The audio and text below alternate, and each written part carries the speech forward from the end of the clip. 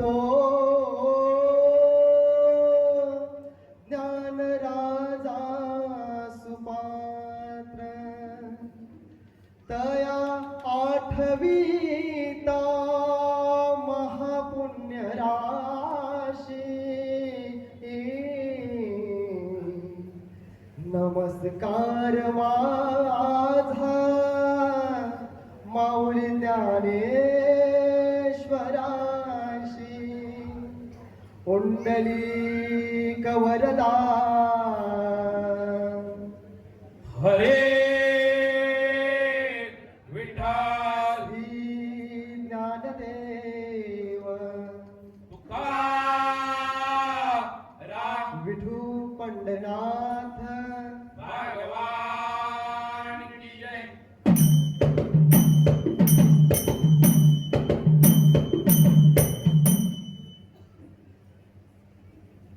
आ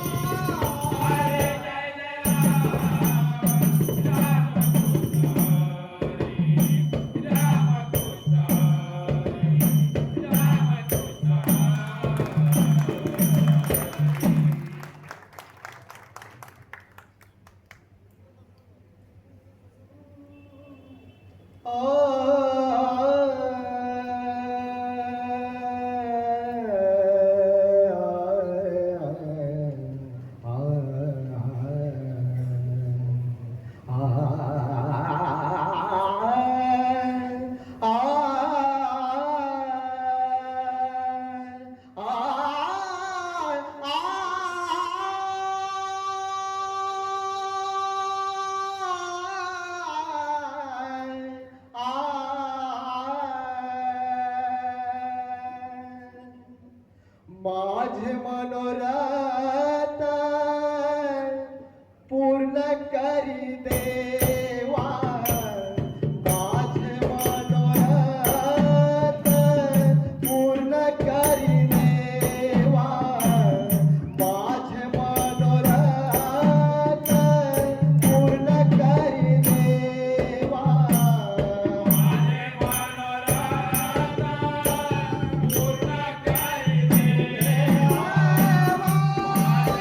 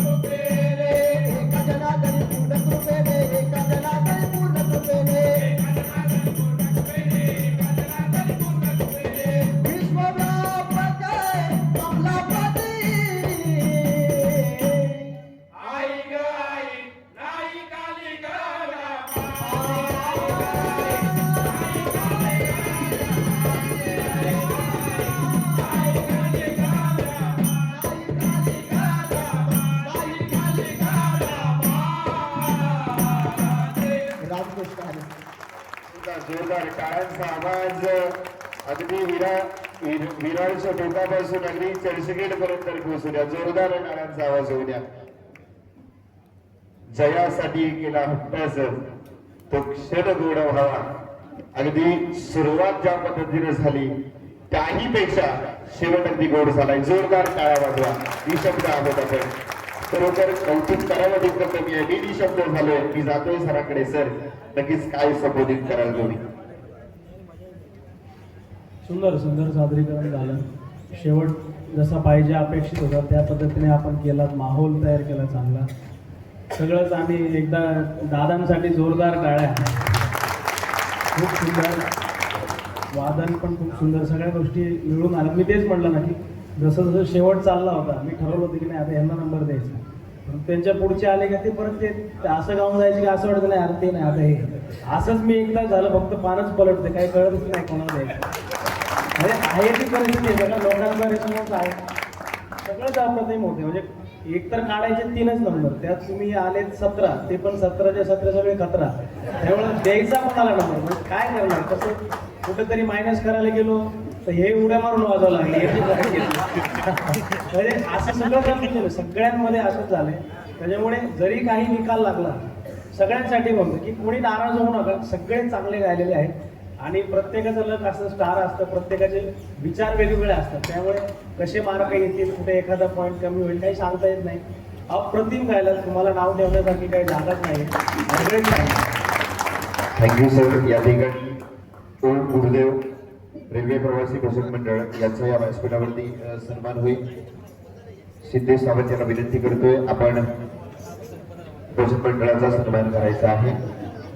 त्यानंतर साईनाथ भजन मंडळाचे सदस्य प्रितेश घाडी आणि यांचा कुटुंबासमवेत या ठिकाणी सन्मान होईल. मी विनंती करतोय प्रितेश घाडी आणि त्यांच्या कुटुंबाला की आपण व्यासपीठावरती येण्याची कृपा करायची आहे.